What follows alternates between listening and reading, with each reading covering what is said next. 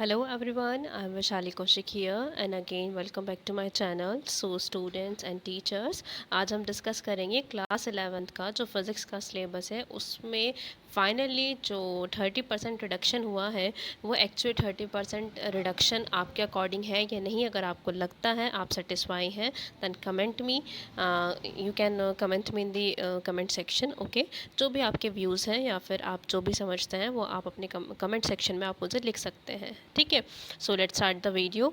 सो देखिए, जो आपका एक्चुअली इससे पहले एक चीज़ और डिस्कस कर लेते हैं। देखिए, क्लास 11th का जो सिलेबस है फाइनली इसमें जो रिडक्शन हुआ है वो क्लास 9th के सिलेबस से काफ़ी लिंक करता है। दैट मीन्स जो चैप्टर हम क्लास 9th में पढ़ चुके होते हैं वो चैप्टर्स या वो टॉपिक्स जो डायरेक्टली आते हैं 11th में वो सभी कट हो गए हैं, वो सभी रिड्यूस्ड कर दिए गए हैं। तो दैट मीन्स जो स्टूडेंट्स अब क्लास 9th में आएंगे और आपको एटलीस्ट मेरे हिसाब से मेरी एडवाइस यही है कि क्लास 9th के सिलेबस की हर एक टॉपिक की आपको जानकारी होनी चाहिए।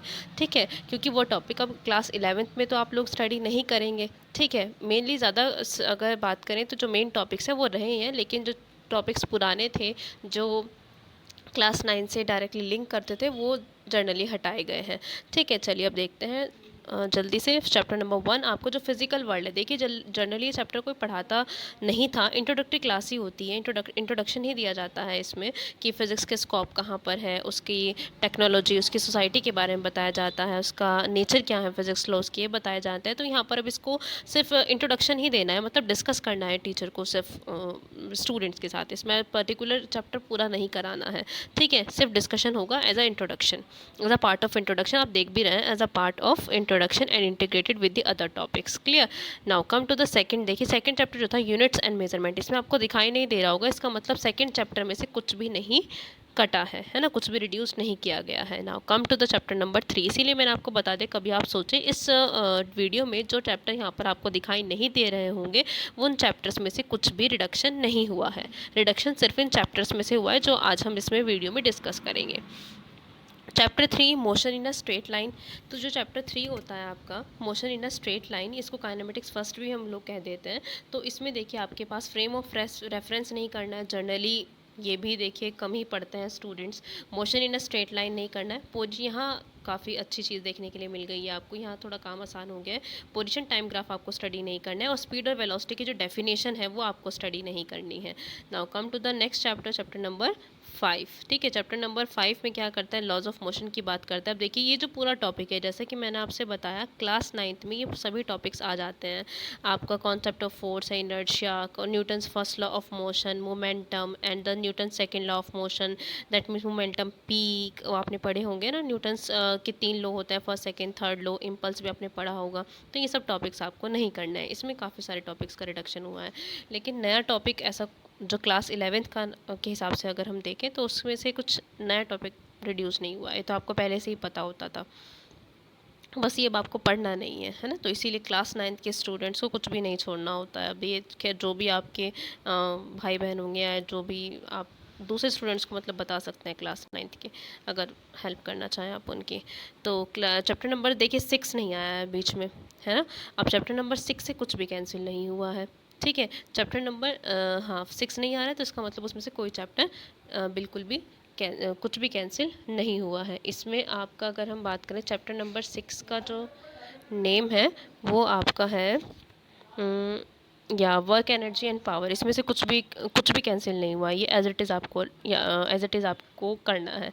चैप्टर नंबर 7 की अगर हम बात करें, देखिए वैसे ये तो मतलब चैप्टर थोड़ा सा अगर देखा जाए डिफरेंट लगता है स्टूडेंट्स को, मेरे एक्सपीरियंस के अकॉर्डिंग, जितने जो मेरा एक्सपीरियंस कहता है एज अ टीचिंग एक्सपीरियंस अगर मैं बात करूं तो उसमें ये थोड़ा टफ लगता है। तो उसमें से सिर्फ आपके पास 2 चीज़ें कैंसिल हुई हैं। स्टेटमेंट ऑफ सबसे लीस्ट टॉपिक है ये, लास्ट टॉपिक था ये, statement of parallel perpendicular axis theorems and their applications. ये बिल्कुल नहीं करना है आपको। इसके अलावा बाकी सभी टॉपिक्स आपको स्टडी करना है एक्सेप्ट दिस टॉपिक। ठीक है, अब ग्रेविटेशन की अगर हम बात करें तो उसमें Kepler's law of planetary motion, अब देखिए इसकी बात आ जाती है दोबारा से। तो Kepler's law of planetary motion हम लोग क्लास 9th में स्टडी करते हैं, तो इसका मतलब ये भी अब आप लोगों को नहीं स्टडी करने हैं। ठीक है, तो एक्सेलरेशन ड्यू टू ग्रेविटी, अब ये थोड़ा सा और क्लियरिटी में जाना पड़ेगा। अब ये एक्सेलरेशन ड्यू टू ग्रेविटी के जो डेरिवेशन थे क्या वो भी नहीं करने हैं या सिर्फ उसका जो कॉन्सेप्ट है वो ही रहने देना है। दैट मीन्स स्मॉल जी की बात हो रही है, स्मॉल जी के साथ जो डेरिवेशन है इसके ऊपर और नीचे जाने के लिए कि क्या इफ़ेक्ट पड़ता है इस पर, तो वो हटे हैं या नहीं, इसके लिए थोड़ा डीप जाना पड़ेगा। अभी इसमें कुछ क्लैरिटी नहीं है। Clear? Okay, now chapter number 9, mechanical properties of solids. Mechanical properties में देखिए आपको क्या नहीं करना है, इलास्टिक बिहेवियर आपको नहीं करना है, elastic behaviour and the share modulus of rigidity, poisonous ratio आपको नहीं करना है, इलास्टिक एनर्जी देखिए इस पर न्यूमेरिकल्स आ जाते थे, अब ये हटा दिया गया है, तो मेरे हिसाब से टॉपिक नहीं हटना चाहिए था, बट फिर भी देखते हैं क्या कंडीशंस रही हैं जो हटा दिया गया है। ये तो सिग्मा, ये पॉइजनस रेशो, ये मैंने उसको सिंबल बना दिया है यहाँ पर, सिम्बलाइजेशन जो है पॉइजनस रेशो का, तो ये भी आपको नहीं करना है। थर्मल प्रॉपर्टीज़ मैटर, इसमें से आपको हीट, टेम्परेचर, ये डेफिनेशंस नहीं करनी है, हीट की, टेम्परेचर की, heat transfer, conduction, convection and radiation. अब देखिए ये काफ़ी लेंदी आज हो जाता था, एप्लीकेशंस एक्चुअली हीट ट्रांसफ़र की एप्लीकेशन है, कंडक्शन, कन्वेक्शन एंड रेडिएशन, ये तीनों टॉपिक्स लेंदी थे काफ़ी लास्ट में, तो ये हटा दिया गया है टॉपिक।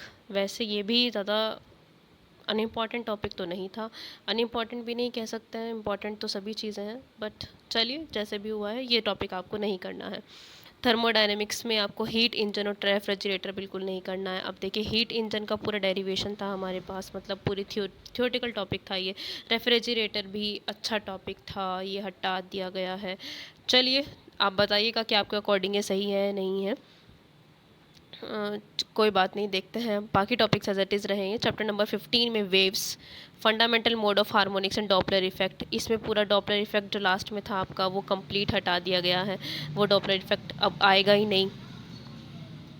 ओके नाउ, तो ये हुआ आपका लास्ट चैप्टर नंबर 15 तक। तो अगेन आई एम रिपीटिंग, जो चैप्टर्स यहाँ पर डिस्कस नहीं किए जा रहे हैं आपके साथ, उनमें से कुछ भी उसमें से कुछ भी रिडक्शन नहीं हुआ है, ठीक है। अब प्रैक्टिकल्स जो थे आपके, अब इन प्लेस ऑफ 12 आपको 80 एक्सपेरिमेंट परफॉर्म करने हैं, ये मैंने आपको उसके लिए भी बता दिया है, एक्सपेरिमेंट के लिए, ठीक है। तो अब आपको एक्सपेरिमेंट भी 80 परफॉर्म करने हैं, 12 नहीं परफॉर्म करने हैं।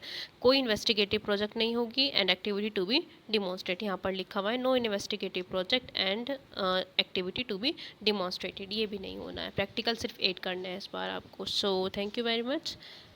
जो भी आपको प्रॉब्लम आई है, जो आपके व्यूज़, जो भी आपका व्यू है, अगर आप कुछ कमेंट करना चाहें, कमेंट सेक्शन में कुछ पूछना चाहते हैं रिगार्डिंग दिस, आप पूछ सकते हैं।